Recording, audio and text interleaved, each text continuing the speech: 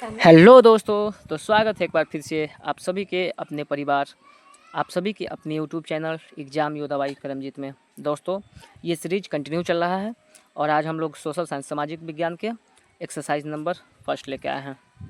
Europe में राष्ट्रवाद।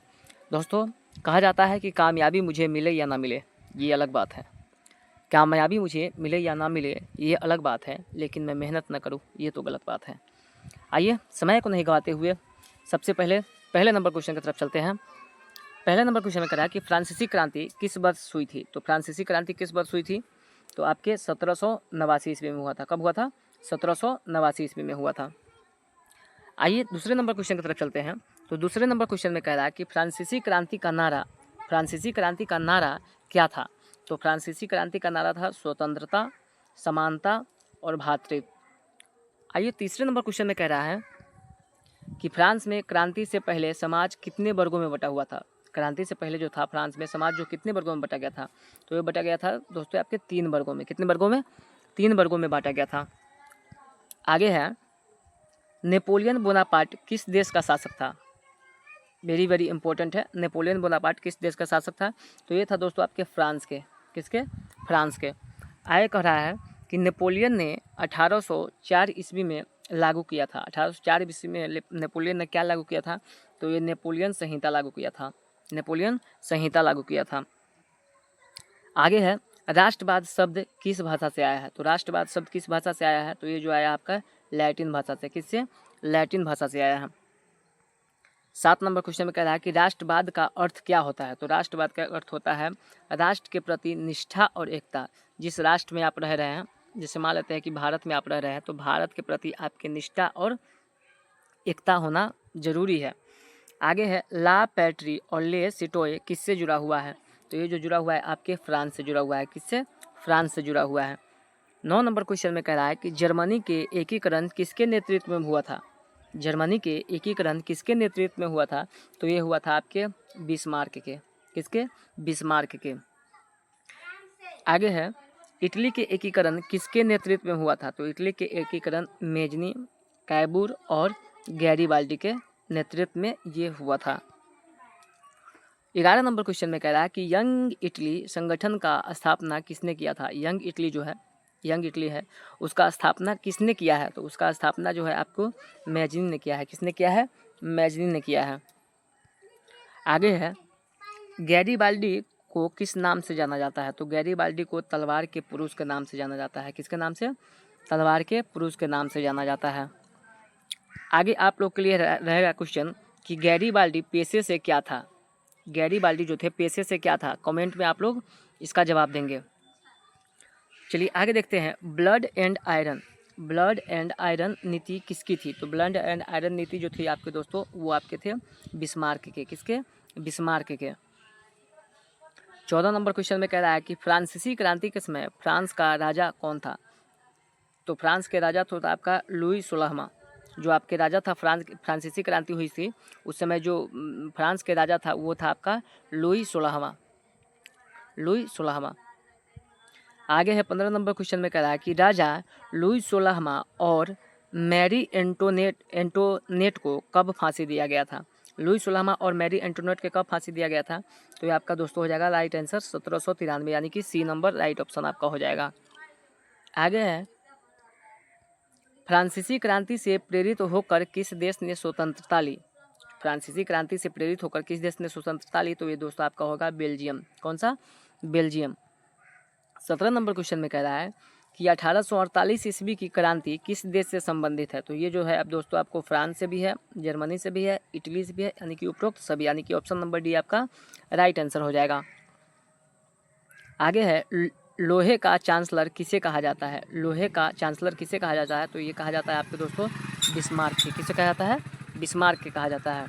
आगे है, ला पैट्री के अर्थ क्या होता है? तो ला पैट्री का अर्थ होता है दोस्तों आपकी मातृभूमि। जहाँ पर आपने जन्म लिया है वो आपका मातृभूमि होता है। आगे है, नेपोलियन का शासक कब समाप्त हुआ था? नेपोलियन जो है उसका शासक कब समाप्त हुआ था? तो 1815 ईस्वी में। 1815 ईस्वी में क्या हुआ था? इनका शासन समाप्त हो गया था। चलिए एक क्वेश्चन और रहेगा आप लोग के लिए कि भारत के नेपोलियन किसे कहा जाता है?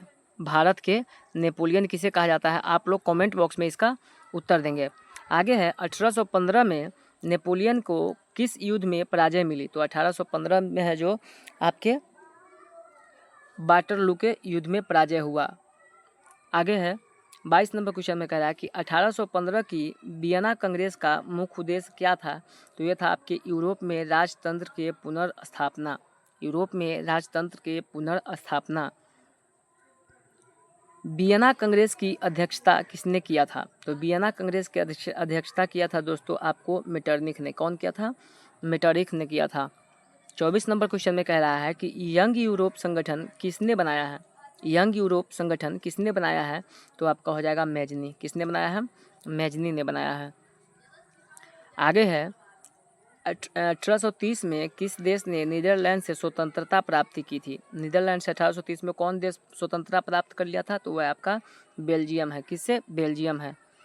1830 में ग्रीस ने स्वतंत्रता किससे पाई थी? तो 1830 में जो है ये तुर्की जो है ओटोमन साम्राज्य से क्या कर लिया था?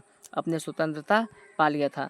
27 नंबर क्वेश्चन में कह रहा है कि ग्रीस की स्वतंत्रता कब मान्यता प्राप्त हुई थी? तो ग्रीस की स्वतंत्रता मान्यता प्राप्त हुआ था 1832 ईस्वी में। कब हुआ था? 1832 ईस्वी में। 28 नंबर क्वेश्चन में कह रहा है कि जर्मन कस्टम यूनियन कब बनी? तो जर्मन कस्टम यूनियन जो बनी है दोस्तों आपके 1834 ईस्वी में बना है। आगे है जिलोबिरिन का उद्देश्य क्या था? तो ये जो था आपको दोस्तों व्यापारिक बाधाओं को हटाना। क्या था? व्यापारिक बाधाओं को हटाना था।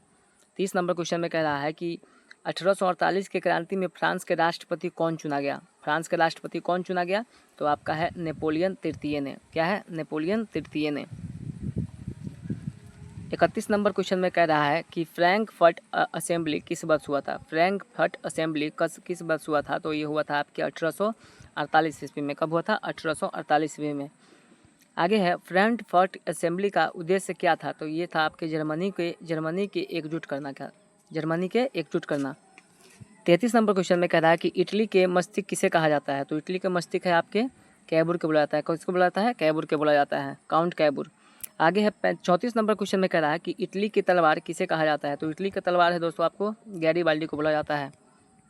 35 नंबर क्वेश्चन में कह रहा है कि इटली का हृदय किसे कहा जाता है? तो इटली का हृदय जो दोस्तों आपको मैजनी को बोला जाता है। किसे? मैजनी को बोला जाता है। 36 नंबर क्वेश्चन बोला है कि जर्मनी का एकीकरण किस वर्ष हुआ था? तो जर्मनी का एकीकरण 1871 यानी कि 1871 में इसका एकीकरण हुआ था। आगे है 37 नंबर क्वेश्चन में कह रहा है कि जर्मनी के एकीकरण के समय सम्राट कौन बना था? तो इस समय सम्राट बना था आपके कैसर विल्हेम प्रथम। कैसर विल्हेम प्रथम बना था। 38 नंबर क्वेश्चन में कह रहा है कि इटली का एकीकरण कब पूर्ण हुआ था?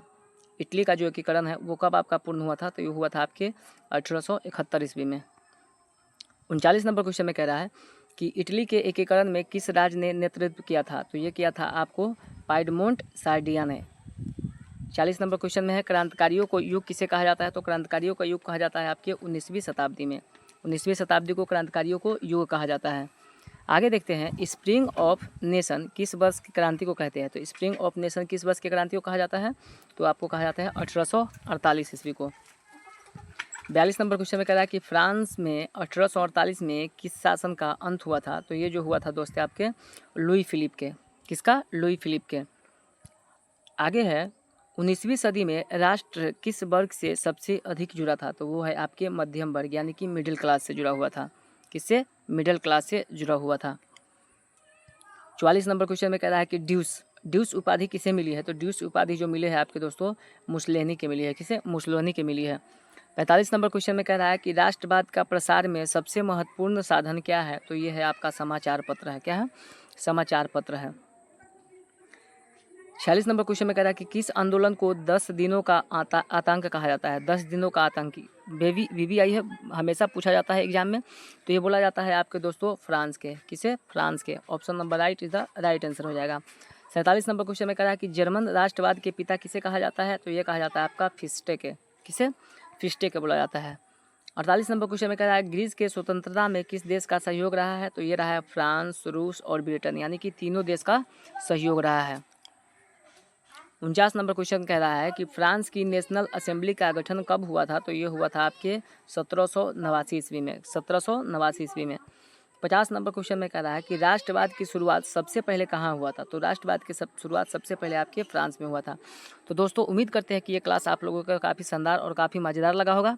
और टोटल 50 में से आप लोग कितने आंसर दिए और बाकी जो दो क्वेश्चन हम आपके कमेंट बॉक्स में करने के लिए बोले हैं वो आप लोग कमेंट बॉक्स में बोले। और बाकी 50 में आप कितने लेके आए हैं, जैसे मान लेते हैं कि 50 में आप 40 लेकर आए हैं, तो 40/50 लिखिए आप लोग कमेंट बॉक्स में।